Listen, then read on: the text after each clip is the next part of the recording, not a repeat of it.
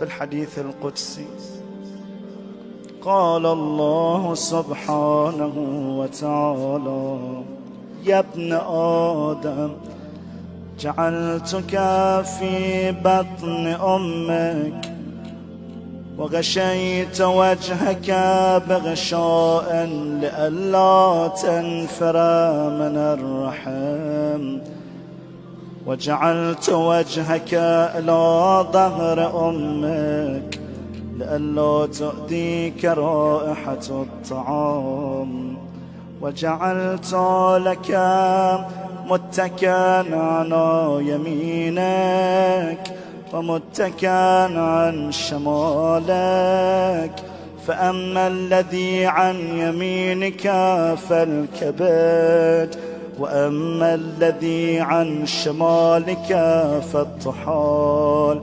وعلمتك القيام والقعود في بطن أمك، فهل يقدر على ذلك غيري؟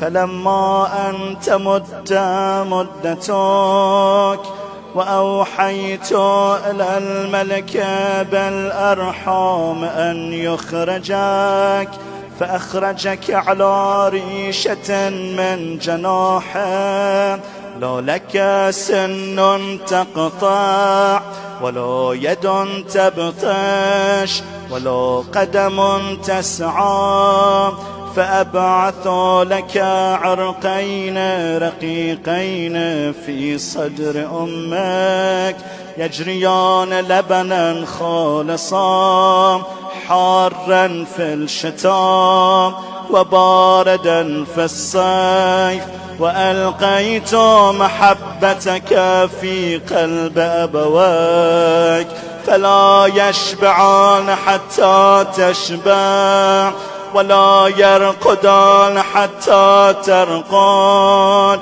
فلما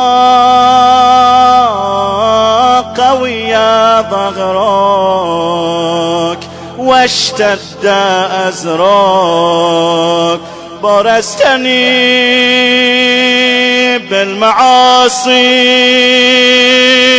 في خلواتك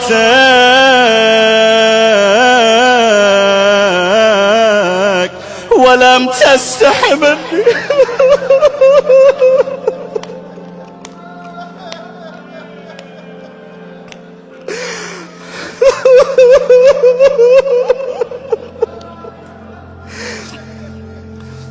ومع هذا إن دعوتني أجبت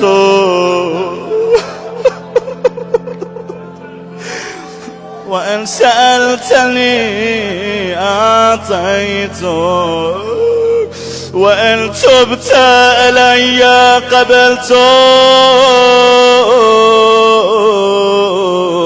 إلهي العافية،